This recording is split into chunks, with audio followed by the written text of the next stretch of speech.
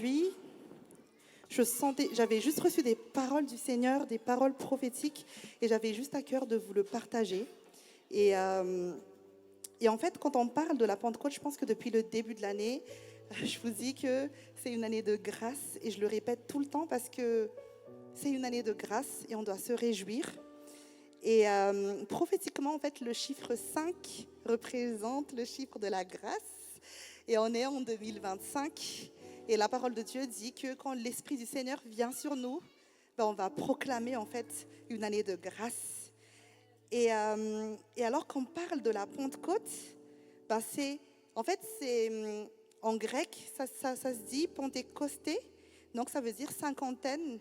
Et c'est 50 jours après la Pâque, c'est 50 jours après la résurrection de Jésus, la mort et la résurrection de Jésus. Donc aujourd'hui, et plus particulièrement un jour de grâce. Aujourd'hui, je vous invite vraiment à recevoir cette grâce de Dieu. C'est vrai qu'il y a un déversement de l'esprit, mais il y a aussi une abondance de grâce qui est en train d'être déversée. Parce que la parole de Dieu dit que là où le péché abonde, la grâce surabonde.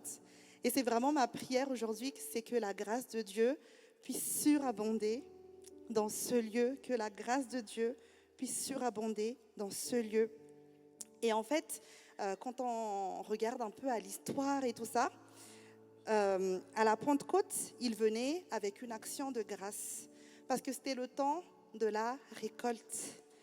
Je voulais un peu commencer en fait par partager par rapport à ça aujourd'hui.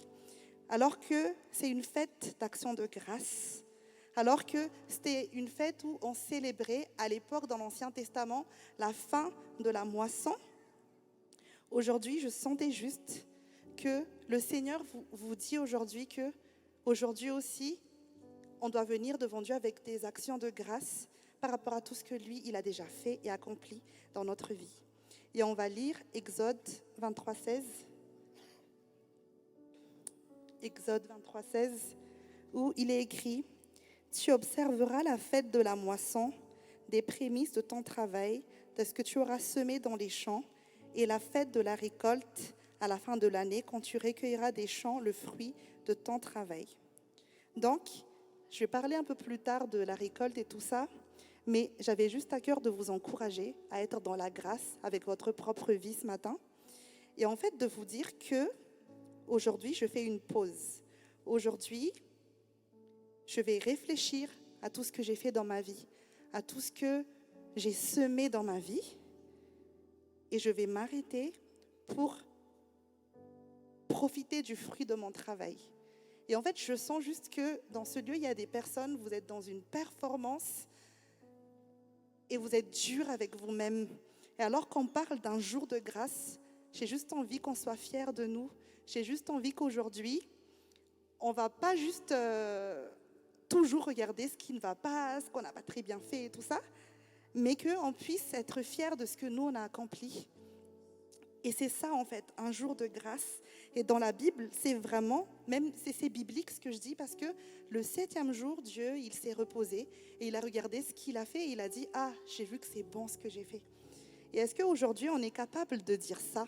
Est-ce qu'on est capable juste de dire « Seigneur, j'ai fait les choses dans l'excellence, j'ai fait les choses avec le cœur, je sais que toi, tu l'as vu. » Et peut-être que les hommes ne vont pas m'acclamer, les gens ne vont pas dire « Ah, c'est trop bien ce que tu as fait. » Mais aujourd'hui, je suis juste fière parce que je sais que j'ai fait un sacrifice, je sais que j'ai investi et je ne le fais pas pour les hommes, mais je le fais pour toi, Seigneur. Et donc vraiment, je vous invite aujourd'hui, alors que c'est la Pentecôte, il s'agit de rendre grâce à Dieu. Il s'agit d'une action de grâce et venir devant Dieu pour dire, Seigneur, en fait, j'ai vu le fruit de mon travail, j'ai vu le fruit de ce que tu m'as confié. Regarde, tu m'as donné des dons, des talents, je l'ai utilisé. J'ai fait des sacrifices et je viens devant toi aujourd'hui te le rendre parce que tout ce que je fais, c'est pour toi et tout ce que je fais, c'est pour te glorifier. Donc, est-ce que vous pouvez vous applaudir là maintenant? Vous pouvez être fiers de vous, de ce que vous avez fait. Bien sûr, il y a toujours des choses à améliorer, hein, c'est sûr. Mais il faut qu'on sache être reconnaissant parce que ce n'est pas nous, ce n'est pas notre propre effort. C'est Dieu qui nous aide chaque jour. C'est le Saint-Esprit qui est là, qui est avec nous. Donc, la suite de cette parole, est-ce qu'on peut continuer à afficher Exode 23, 16? Je vais le relire. Tu observeras la fête de la moisson. Merci Lucas. Est-ce qu'on peut applaudir la projection? Merci. C'est la fête des premiers fruits de ton travail, de ce que tu auras semé dans les champs.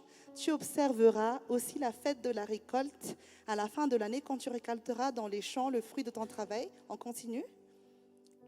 Donc en fait, il y a une loi du fait de semer et de récolter. Et à un moment donné, c'est biblique. Quand vous avez semé des choses, attendez-vous à le récolter à un moment donné dans votre vie. Et c'est pas genre en mode « Ah non, je ne mérite pas ça ». Mais si vous plantez un arbre fruitier, à un moment donné, vous allez vous attendre aussi à avoir la récolte de ça. Donc 3 fois par an, tous les hommes se présentèrent devant le Seigneur l'Éternel. On peut continuer. Tu n'offriras pas le sang de la victime sacrifiée en mon honneur sur du pain élevé et ne garderas pas sa graisse pendant la nuit jusqu'au matin. Tu apporteras à la maison de l'Éternel ton Dieu le tout premier produit de ton sol.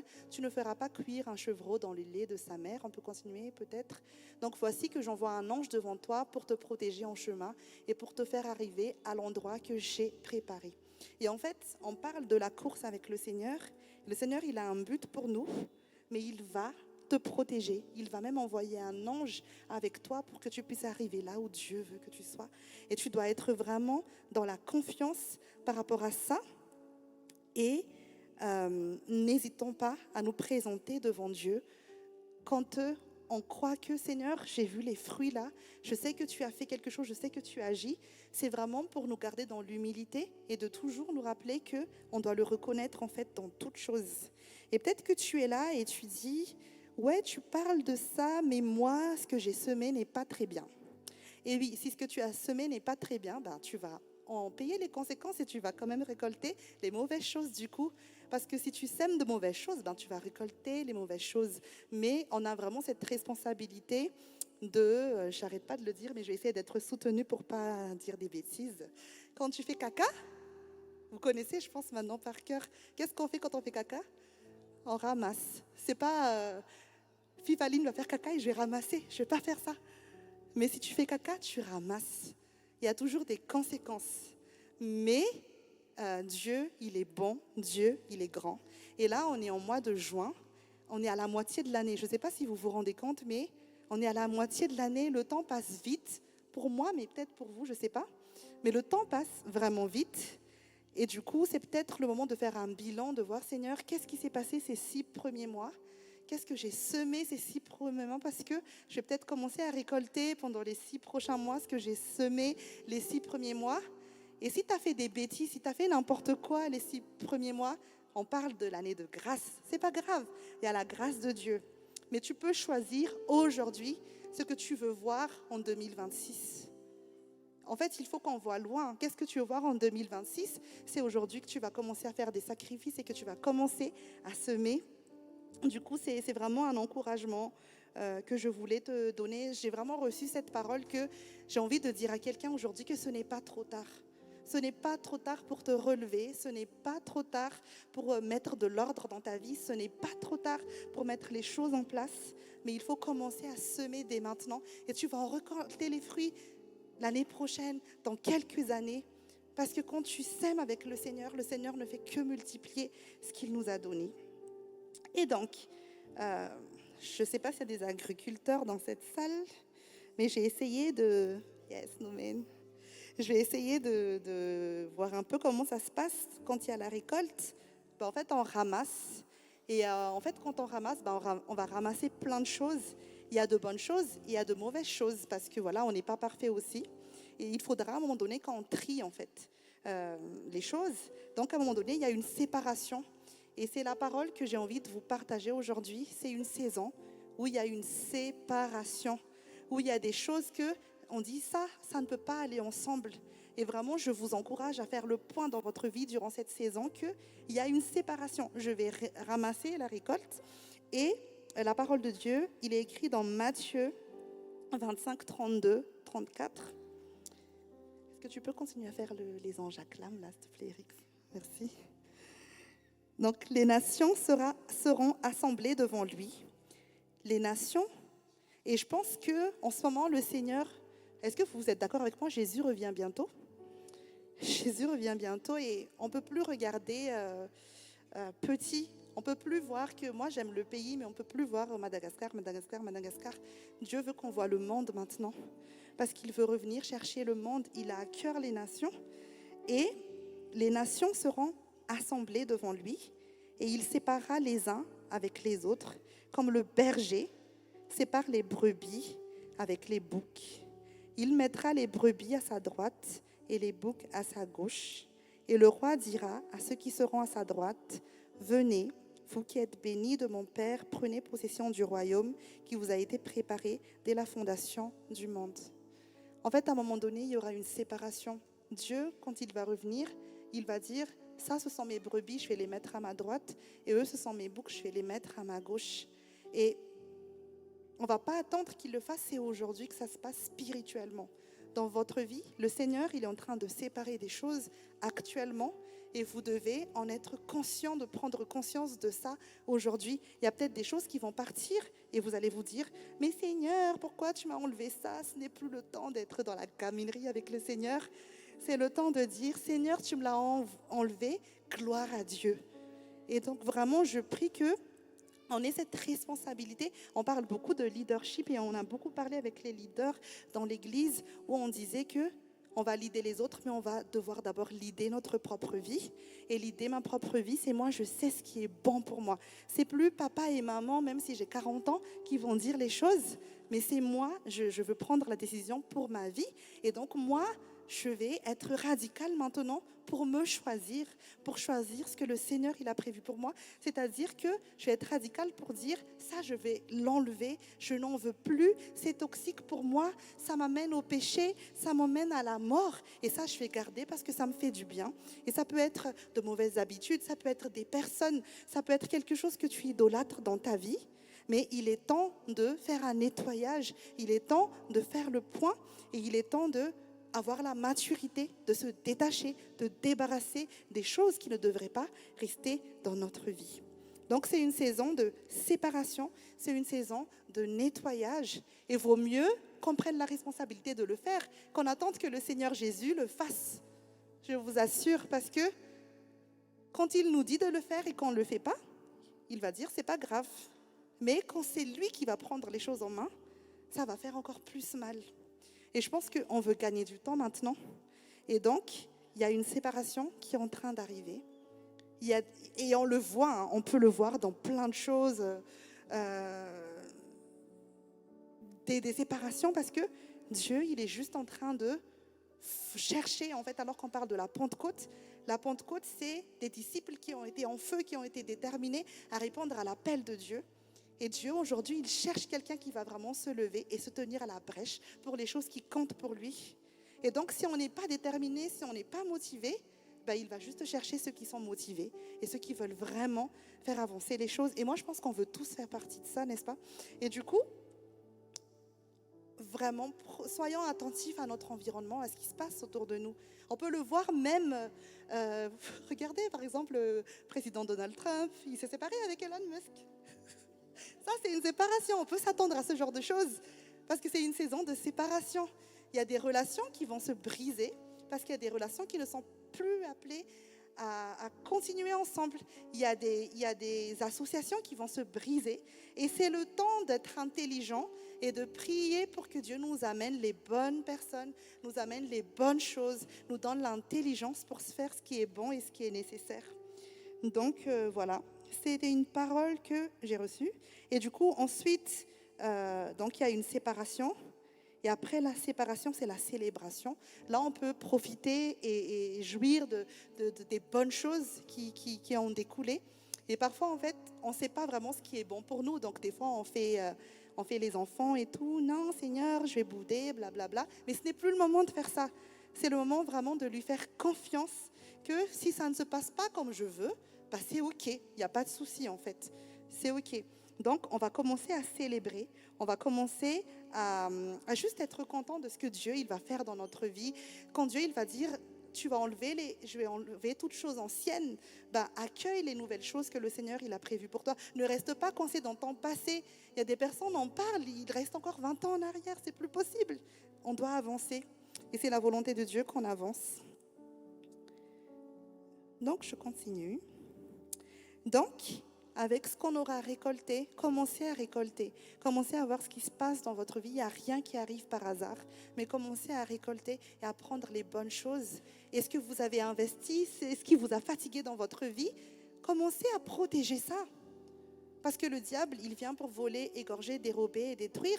Mais quand toi, tu as fait des sacrifices, quand toi, tu t'es battu et que tu commences à avoir le résultat, le diable, il ne veut pas que tu en profites. Donc, si tu ne le protèges pas, il peut te le reprendre, en fait. Mais nous, on est plus grand que ça, hein, bien sûr. Mais c'est pour ça que la parole de Dieu nous demande de veiller et de prier. Parce que quand tu vas récolter les choses, dis, Seigneur, j'ai prié pour ça aujourd'hui, c'est ce qui arrive. Je vais profiter de ce que toi, tu m'as donné. Je vais profiter maintenant d'être dans mon appel. Vous savez, l'appel de Dieu, c'est souvent les chrétiens, on dit, ah, c'est trop dur l'appel de Dieu, ah, c'est un fardeau l'appel de Dieu. Non, Dieu, il veut que tu t'amuses. Il ne t'a pas créé pour être un esclave et pour endurer ta vie tous les jours. Ce n'est pas un papa sadique qui va te dire, ok, tu vas rentrer dans mon appel et tu verras, tu vas souffrir, c'est trop bien. Non, c'est pas ça le plan de Dieu pour nous. Mais Dieu a une destinée. Ça ne veut pas dire que tout va être facile, hein, parce qu'il a dit il y aura des tribulations dans le monde, mais prenez courage, moi j'ai vaincu le monde et tout ça. Mais Dieu te rend victorieux par le Saint-Esprit qui est en toi. Il va te fortifier, il va te donner la sagesse pour gérer les épreuves de la vie, quoi. Donc, voilà la première parole que j'ai reçue. Ensuite, deuxième parole, il y a plus. Souvent, en fait, on a vraiment à Madagascar, on a cet esprit de pauvreté, mais il y a différentes sortes d'esprits de pauvreté. Il y a l'esprit de pauvreté où vraiment on est pauvre et le diable frappe les gens par la pauvreté. Et ce n'est pas la volonté de Dieu parce que des fois, il y a cette croyance qui dit « le plus je suis pauvre, le plus Dieu m'aime ». Ce n'est pas vrai. Dieu t'aime toujours, que tu es ou que tu n'es pas. Mais c'est une fausse humilité de penser que Dieu veut le moins pour toi, parce que Dieu veut toujours plus pour toi. Mais la pauvreté dont je voulais parler, c'est dans ton esprit. Tu peux avoir des gens qui ont tout matériellement, mais qui sont pauvres dans la tête, en fait. Et en fait, il faut qu'en tant qu'enfant de Dieu, on sorte de cet esprit de pauvreté, de petitesse, de victime, parce que Dieu, il a plus pour toi. Et donc, dans Éphésiens 3:20, il dit... Or, celui qui peut faire par la puissance qui agit en nous, infiniment au-delà de ce que nous demandons ou pensons. Donc, tu demandes quelque chose à Dieu, tu penses à quelque chose, mais est-ce que tu crois vraiment qu'il est capable de faire infiniment plus? Parce que c'est la parole qui le dit. Et tant que tu ne le crois pas dans ton cœur, que Dieu veut plus pour toi, que c'est un papa responsable et bienveillant, tu n'auras pas. Tu n'auras pas. Je ne peux pas, par exemple... dire, Seigneur, je crois que c'est un papa qui est vraiment sadique, qui me veut du mal. Et on me dit, Dieu, c'est ton père, comment je vais l'approcher? Si je sais que je vais l'approcher, je vais me recevoir une baffe, par exemple. Mais Dieu, c'est pas ça son cœur. Son cœur, il veut te bénir parce que tu es son enfant et parce qu'il t'aime. Et si on veut rentrer dans cet esprit de la Pentecôte, on doit nous débarrasser de l'esprit d'esclavage et de l'esprit de la pauvreté. Donc, est-ce que tu crois que Dieu, il a plus pour toi aujourd'hui? Et ce qui était dans mon cœur par rapport à ça, en fait, c'est la vie de Jésus. Vous voyez, imaginez, Jésus, il vient, c'est le roi, le Seigneur, le Sauveur, et il marche avec ses disciples. Et je suppose qu'ils ont commencé à se lier d'amitié. C'est comme les personnes qui vont marcher avec vous, mais Jésus était plus parce que c'était le Sauveur, c'était le roi. Et donc, pendant 3 ans, ils ont fait la vie ensemble. Et donc, ils ont développé vraiment des relations fortes et tout ça. Et à un moment donné, ça commence à être difficile pour Jésus. Et là, les disciples, ils ont été où? C'est une saison où peut-être que vous allez devoir marcher tout seul. Mais c'est OK. C'est OK. Et en fait, on peut voir donc les disciples et tout ça. Et Jésus, il a commencé à se faire persécuter. Et on peut voir en fait Pierre, par exemple, qui dit « Moi, je ne vais jamais être renié et tout. » Mais quelques temps après, il a commencé à renier le Seigneur. Et la parole de Dieu dit que Pierre, il a commencé à se culpabiliser. Il a commencé à être attristé parce qu'il a dit, il avait raison. Je n'ai pas su me tenir devant pour dire que je suis avec lui et que je l'aime. En vrai, tu peux faire ce que tu veux maintenant. C'est bon. C'était juste pour que je rentre dans le truc, tu vois. Ça. Du coup, vous imaginez souvent, on parle dans nos relations, on m'a fait ceci, on me fait cela, cette personne est toxique, etc. Mais est-ce qu'on s'est déjà posé la question une fois, est-ce que je peux aussi être la personne toxique? Est-ce que je peux être aussi la personne déloyale? Est-ce que je peux aussi être la personne qui trahit?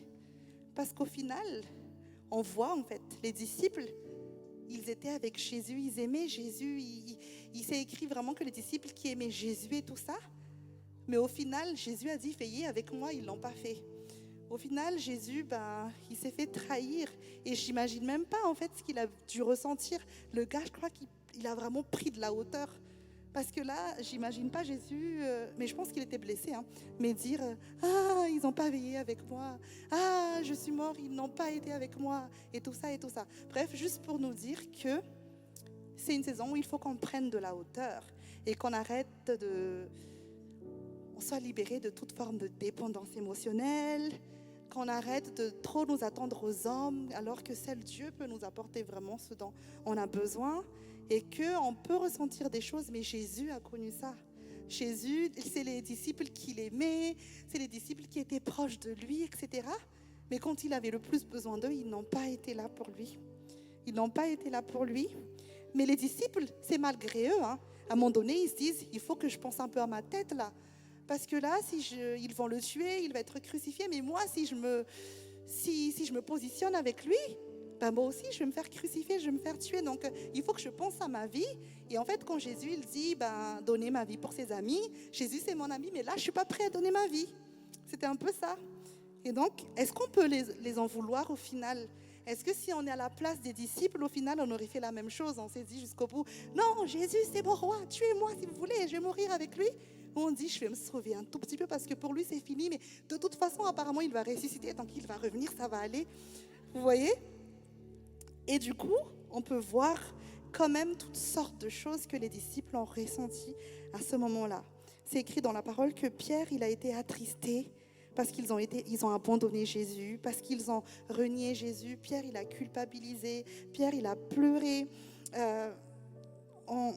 Vraiment, ils ont été testés dans leur fidélité, dans leur loyauté.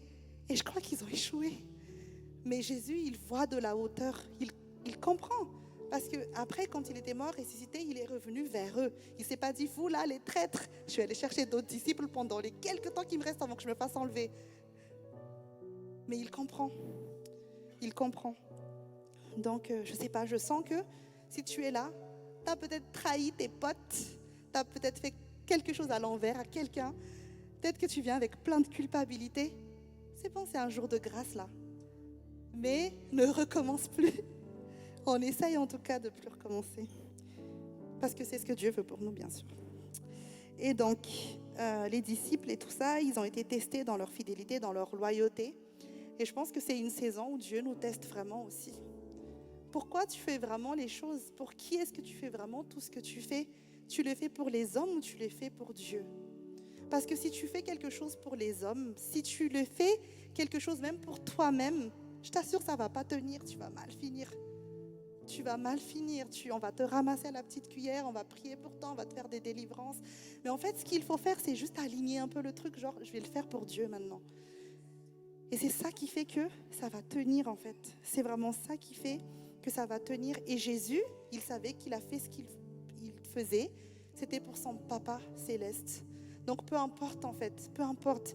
Donc, vraiment, je nous invite à commencer à faire les choses pour Dieu parce que Dieu teste notre fidélité, parce que Dieu cherche notre loyauté et parce que Dieu, il dit que lorsqu'on est fidèle dans les petites choses, on sera aussi fidèle dans les grandes choses. Et quand on est malhonnête dans les petites choses, on est malhonnête dans les grandes choses. Et Dieu cherche des personnes qui lui sont fidèles aujourd'hui. Peut-être qu'on est beaucoup comme ces disciples-là, on peut faillir, etc. Mais Dieu cherche notre cœur. Dieu nous poursuit et Dieu est jaloux. Et quand tu mets quelqu'un d'autre à sa place, ça s'appelle de l'idolâtrie. Que ce soit ton travail, que ce soit pour quelqu'un, j'en sais rien. Mais Dieu est jaloux et il veut être dans sa place dans ta vie. Et en fait, on parle de la Pentecôte. Et je vous dis tout ça parce que on ne peut pas être toujours là, le feu, il vient, nanana, si on n'a pas compris l'essentiel des choses. Sinon, vous allez vous casser la figure. Et c'est vraiment important d'avoir ce cœur à la bonne place et de dire, Seigneur, je le fais. Peut-être que les gens ne vont pas être contents, peut-être que les gens ne vont pas m'applaudir, mais toi, tu as vu. Parce que tu m'as parlé dans le lieu secret, je vais y aller. Et peu importe si vous êtes content, si vous n'êtes pas content, moi, j'y vais. Dieu, il cherche des chrétiens qui ne sont pas corrompus dans leur cœur, dans leurs valeurs, pour des choses éphémères, pour des choses qui ne vont pas durer. Donc, voilà. Dieu veut éprouver, c'est une saison, ne le décevons pas.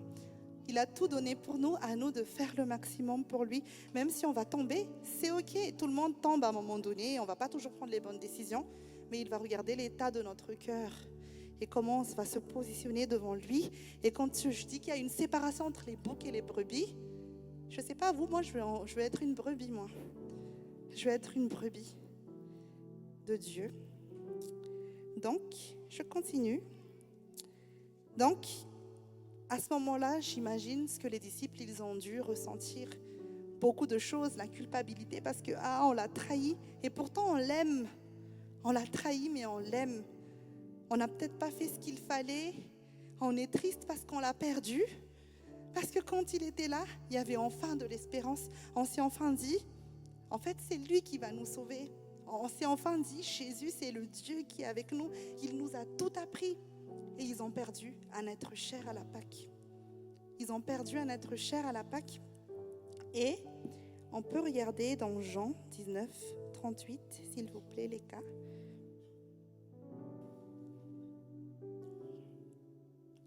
Jean 19, 38. Après cela, Joseph, donc, je mets un peu le contexte. Donc, en fait, ils ont toujours suivi Jésus de loin, à partir du moment où on a commencé à le faire du mal et tout ça. Et après, il est mort. Et voilà, il est mort et j'imagine pas, je vous assure, imaginez, nous, on n'est pas bien quand on perd un être cher. Mais imaginez, ils avaient Dieu en personne qu'ils ont perdu. Où ils se sentaient en sécurité. Imaginez un peu à l'époque, waouh, c'est trop stylé, je suis avec Dieu, avec moi et tout. Et du jour au lendemain, c'est terminé. Ils ont dû être mal, les disciples, à ce moment-là, mais ils ne pouvaient pas faire plus. Donc, dans Jean 19, 38, ils disent, après cela, Joseph, qui était disciple de Jésus, mais en secret par crainte des chefs juifs. Donc, c'était l'ami secret. Bon. Demanda à Pilate la permission d'enlever le corps de Jésus. Pilate le lui permit, vint donc et enleva le corps de Jésus. Donc, il y a à Madagascar, souvent, au nom de Jésus, je ne veux pas déclarer ça va changer, mais on est un peu hypocrite des fois.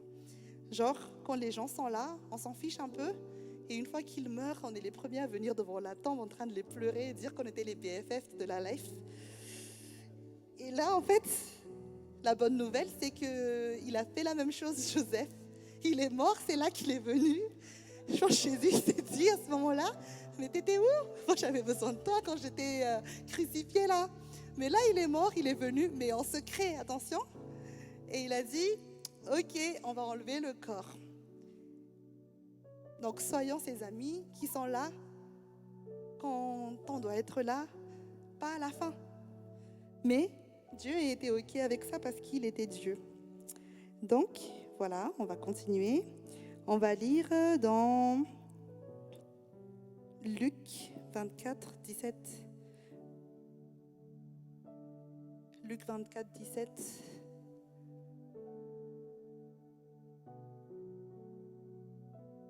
C'est bien ce que tu fais, la scène.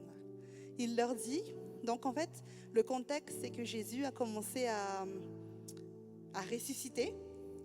Et puis, il a commencé à venir voir les disciples, mais les disciples ne l'ont même pas reconnu, en fait. Donc, Jésus, il est drôle, il a dû s'amuser. Il dit, je vais un peu voir Thomas là, après, je vais aller voir telle personne. Donc là, il vient voir un des disciples et il dit, de quoi parlez-vous en marchant pour avoir l'air si triste? Genre en mode, vous m'avez vraiment pleuré. Maintenant, vous savez ce que ça fait. Je ne suis plus là. Et donc, on continue. L'un d'eux, on dénommé Cléopas, lui répondit, « Es-tu le seul en séjour à Jérusalem qui ne sache pas ce qui est arrivé ces jours-ci » On continue. « Quoi ?» leur dit-il. Ils lui répondirent, « Ce qui est arrivé à Jésus de Nazareth, qui était un prophète puissant en actes et en paroles devant Dieu et devant tout le peuple. Là, on reconnaît, il est mort, on reconnaît qui il était. et comment les chefs des prêtres et de nos magistrats l'ont fait arrêter pour qu'il soit condamné à mort et l'ont crucifié. Nous espérons que ce serait lui. Donc là, vous imaginez, la personne qui était morte, c'est la personne en qui on a mis toute notre foi et notre espérance. Nous espérons que ce serait lui qui délivrerait l'Israël. Mais avec tout cela, voici déjà le 3e jour que ces événements se sont produits. Voilà, on continue. Et il est vrai que quelques femmes de notre groupe nous ont beaucoup étonnés. Elles se sont rendues du grand matin au tombeau et n'ont pas trouvé son corps. Elles sont venues dire que les anges leur sont apparus et ont annoncé qu'il est vivant. Bon, je ne vais pas refaire le même truc que la dernière fois, mais encore une fois, c'est les femmes qui ont vu la résurrection de Jésus. C'est terrible ça. Donc, voilà, on peut continuer? Oui, il n'y a plus rien. Ok, il n'y a plus rien. Donc, non, là, Jésus dit qu'on est homme sans intelligence, on va passer. Et du coup,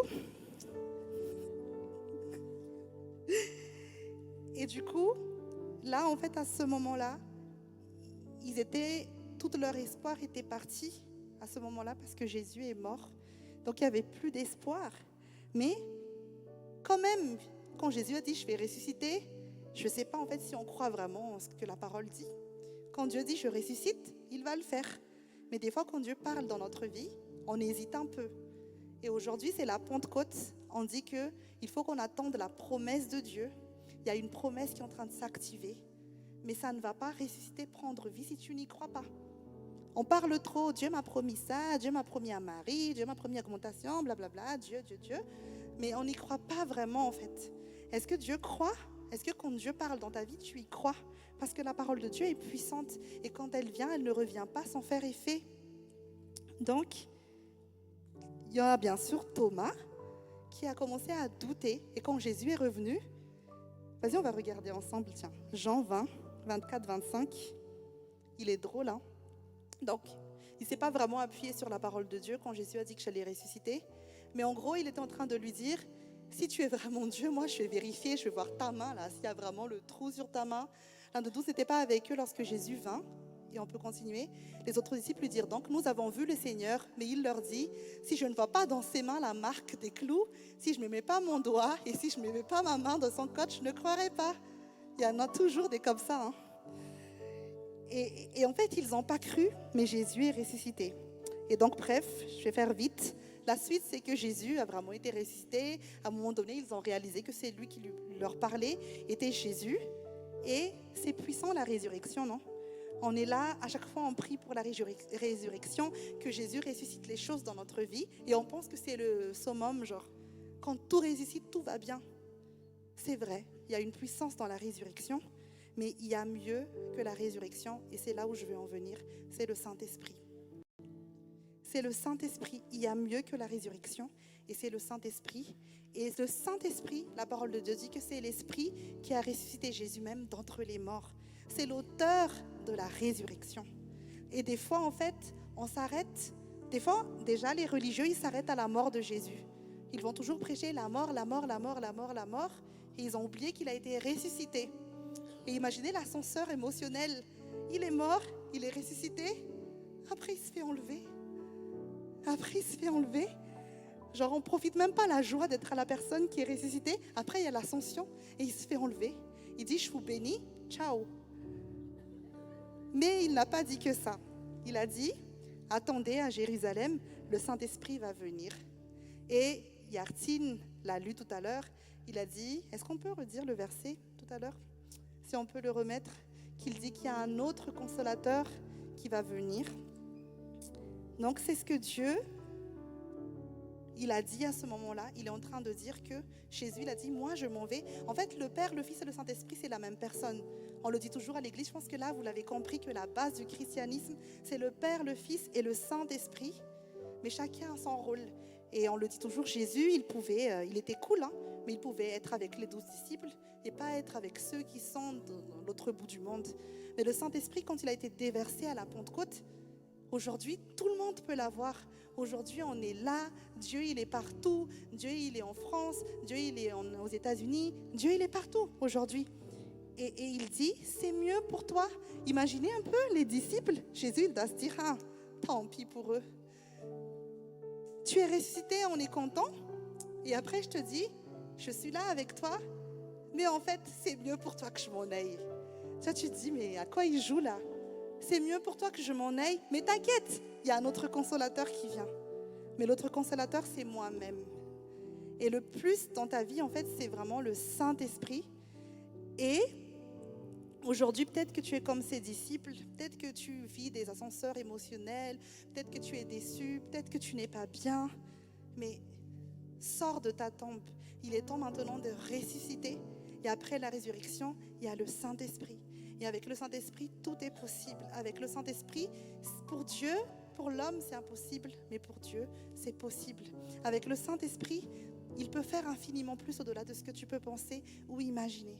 Avec le Saint-Esprit, il peut te consoler. C'est le consolateur. Si tu es venu, tu as le cœur brisé, il va te consoler. Le Saint-Esprit, ça va être ton ami. Ça va être la personne qui ne va jamais te laisser tomber. Ça va être la personne qui va être fidèle avec toi jusqu'au bout. Et donc, il y a meilleur que la résurrection. Et Dieu veut qu'on ait vraiment cette vision des choses maintenant. Il te dit, ok, tu es là en mode, ouais, je ressuscite, blablabla. Mais il y a plus que ça, il y a le Saint-Esprit. Et je t'ai laissé le Saint-Esprit à disposition. Reçois le Saint-Esprit. En fait, la parole de Dieu dit, vous savez, des fois on dit, bon, je ne vais pas faire la meuf théologique et tout ça, hein, pas du tout, mais des fois on dit, on reçoit Jésus, on reçoit Jésus. La parole de Dieu ne dit pas, tu reçois Jésus. Hein. Il dit, tu crois en Jésus et tu vas être sauvé, mais tu reçois le Saint-Esprit.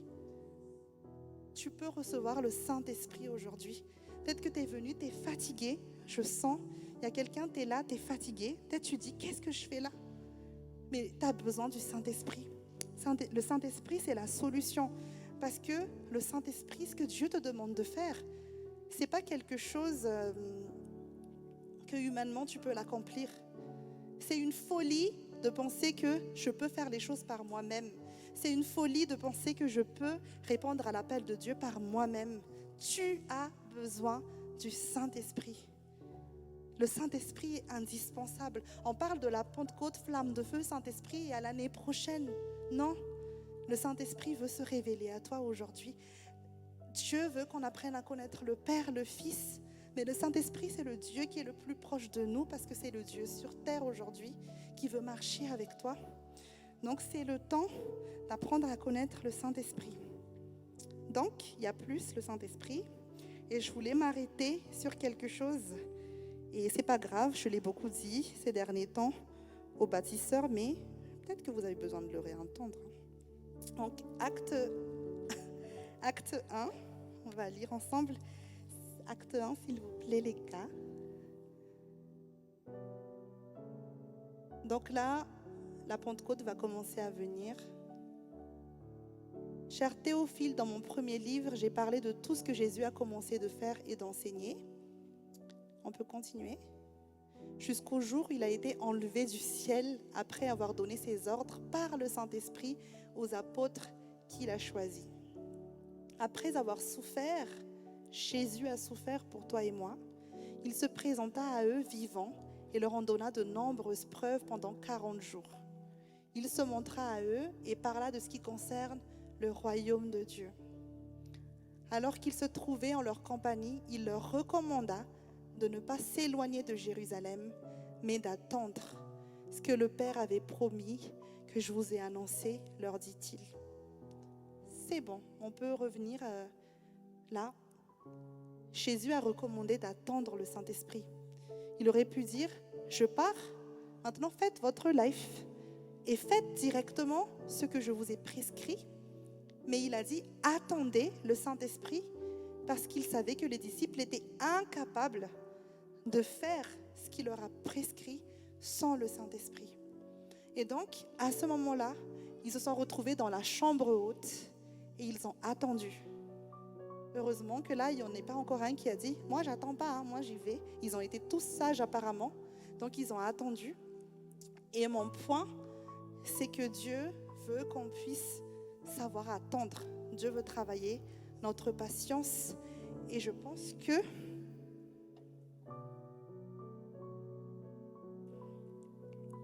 attendez. Alors, parfois, on est un peu précipité, mais la patience, c'est le fruit de l'esprit. La patience est un fruit de l'esprit et on ne peut pas vivre la Pentecôte, on ne peut pas vivre la puissance du Saint-Esprit si on est même incapable d'être patient dans notre vie. On ne peut pas. On ne peut pas. Donc, il y a la promesse de Dieu qui est le Saint-Esprit, mais Dieu a des promesses dans ta vie et quand il te dit attends, attends. Quand il te dit attends, attends. Et on a vu les conséquences de l'impatience dans la parole de Dieu. Quand Sarah, quand Dieu lui dit je vais te donner une descendance, celle-ci a dit ok, tu vas me donner une descendance, mais allez, Abraham, va prendre l'esclave et fais un enfant avec parce que je veux un enfant.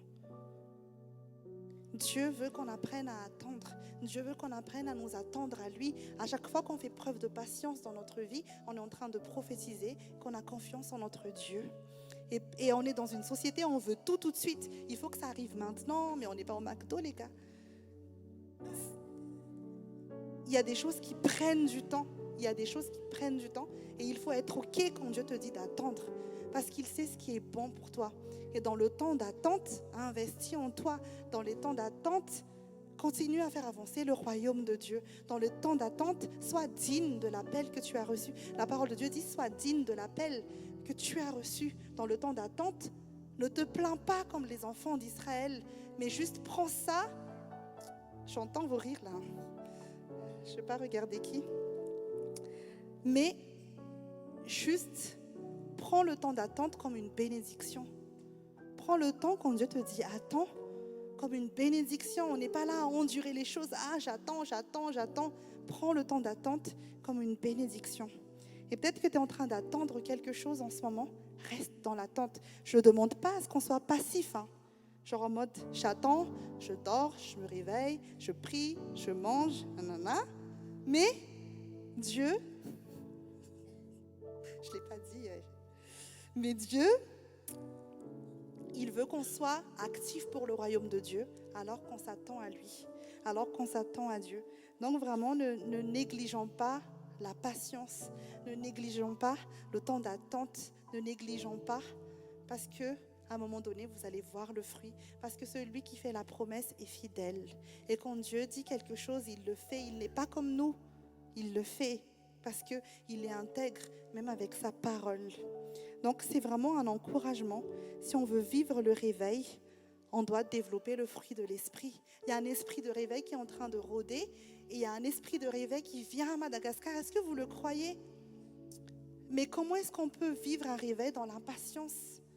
Comment, quand Dieu va venir, quand il va le faire, quand Dieu t'a tellement préparé, aujourd'hui tu es un grand chef d'entreprise, tu vas vivre un réveil, tu vas révolutionner l'économie à Madagascar, mais tu n'as pas le fruit de l'esprit, comment ça va passer la Pentecôte?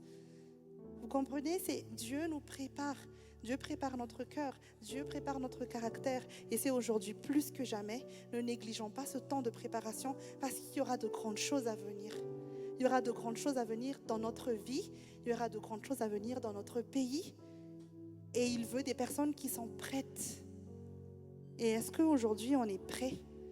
Et ça va demander à ce qu'on meure à soi, qu'on fasse des sacrifices, qu'on arrête de bouder, qu'on arrête de marmonner, qu'on arrête de faire des folies. Ça va demander à ce que Jésus il va revenir chercher une épouse qui est mûre et qui est mature. Et hier on était en train de prier avec des filles. Et Dieu nous a parlé Dieu m'a parlé des 10 vierges. Donc, il y en avait eu 5 qui étaient en train de dormir. Et les 5 étaient éveillées. Elles étaient en train de préparer la venue de l'épouse. Donc, elles avaient la lampe qui était allumée. Et puis, les 5 autres, à un moment donné, elles se sont réveillées. Et elles ont dit, on a besoin de la lampe allumée. Là, ils sont allés voir les 5 autres. Tu peux nous donner ta lampe? Ça ne se passe pas comme ça à la life. Ça ne se passe pas comme ça. Et les autres, elles ont répondu quoi? Les autres, elles ont dit, non, il n'y en aura plus assez pour toi. Ça, c'est pour nous. Parce que nous, on a veillé. Parce que nous, on a marché. Parce que nous, on a payé le prix. Donc, soyons éveillés. Jésus revient bientôt, mais il veut des disciples matures pour porter le mandat qu'il nous a donné. Et soyons patients aussi avec les autres. On l'a dit aussi hier. Vous savez, des fois, on est là, on croit qu'on est les plus spirituels et les plus saints. Et on va venir à l'église et on va dire, toi là, Vous savez ce que je veux dire? Je sais ce que tu as fait hier soir. Toi là, j'ai lu ton DM. Toi là, tu es comme ça. Toi là, tu es comme ça.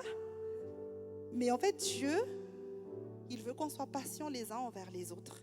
On n'est pas là pour pointer du doigt tout ce qui fait du bien et qui fait du mal là.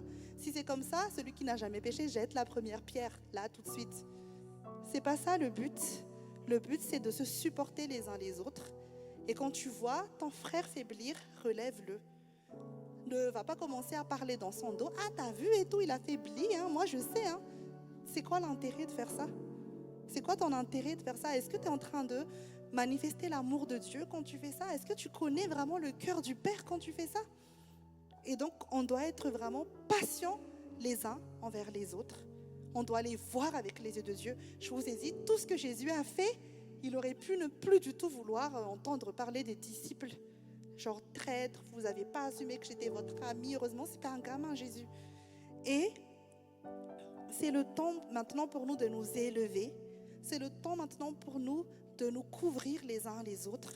C'est le temps pour nous d'aider notre prochain à rentrer dans son appel et à devenir les personnes que Dieu les a appelés à être. Et ça demande vraiment une vraie patience de notre part. Donc, voilà. Et je vais demander à l'équipe de louange de revenir.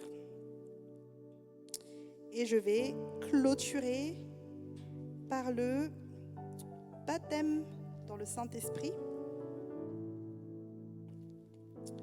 Le baptême dans le Saint-Esprit, ce n'est pas juste un petit fruit comme ça qu'on voit, l'infusion du Saint-Esprit. Ça fait partie de l'évangile en soi.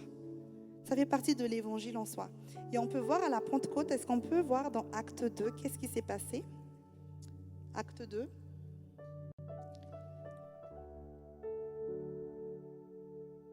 Quand le jour de la Pentecôte arriva, ils étaient tous ensemble au même endroit.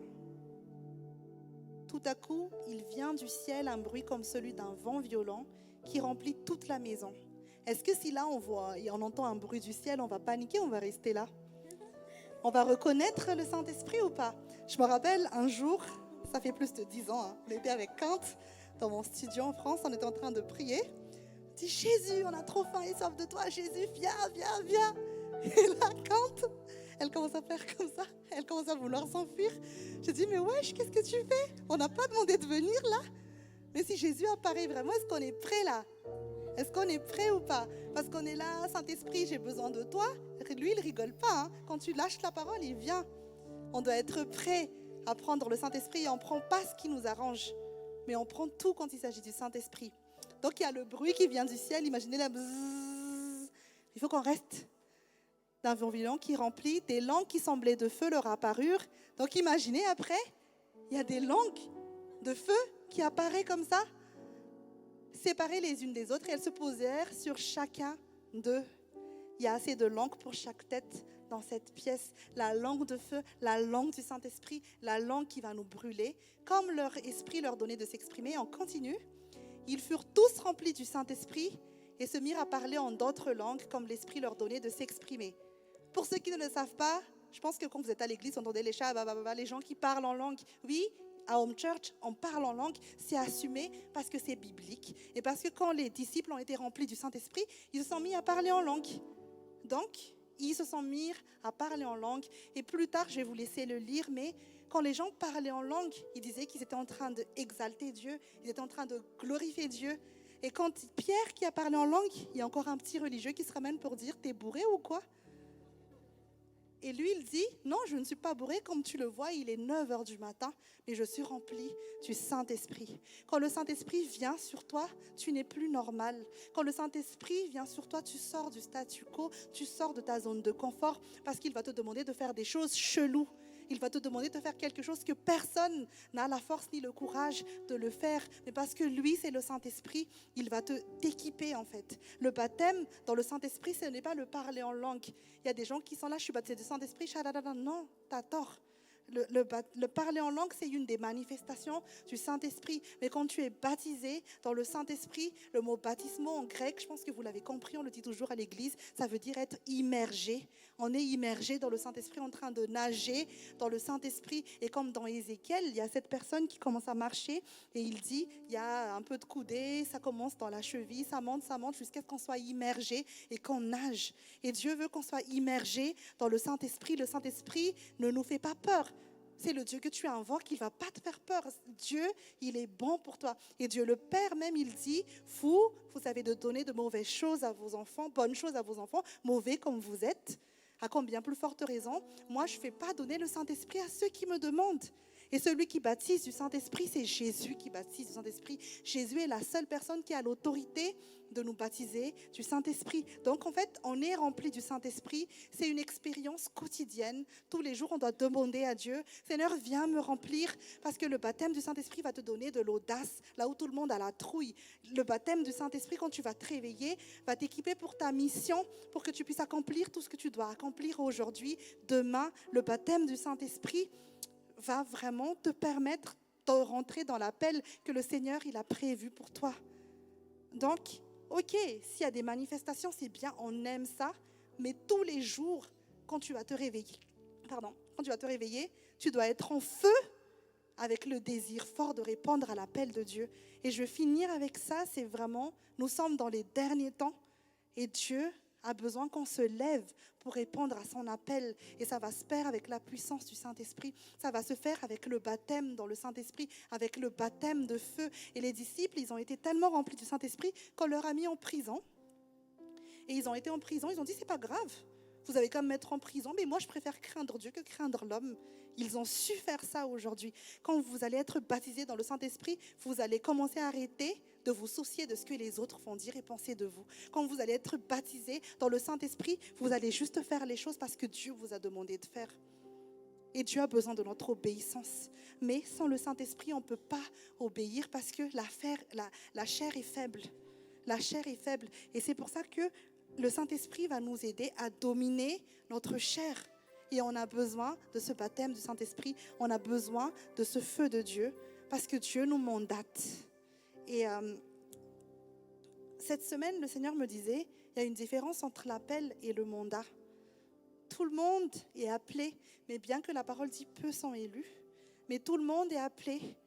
Mais c'est le mandat de Dieu qui va t'activer.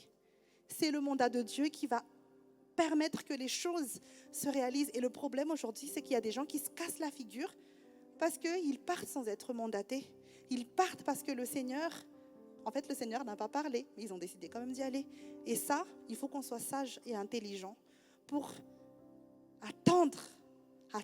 Oui, mais tout le monde est dans son ministère. Oui, mais tout le monde est comme ceci, tout le monde est comme cela. Attends. Et en attendant, réjouis-toi parce que ton frère et ta sœur percent, rentrent dans leur destinée. Dieu ne t'a pas oublié. Et aujourd'hui, je vais prier que le Saint-Esprit descende sur nous. On va prier pour que vous soyez activés dans votre appel, dans votre destinée. On n'a plus beaucoup de temps et Dieu a besoin de nous, les chrétiens des derniers temps remplis du Saint-Esprit, qui vont faire la différence. Les chrétiens du dernier temps, le baptême du Saint-Esprit, c'est pas juste pour être chelou, bien que c'est ok si on est chelou, il n'y a pas de souci. Mais c'est pour qu'on puisse être efficace dans l'appel que le Seigneur nous a donné.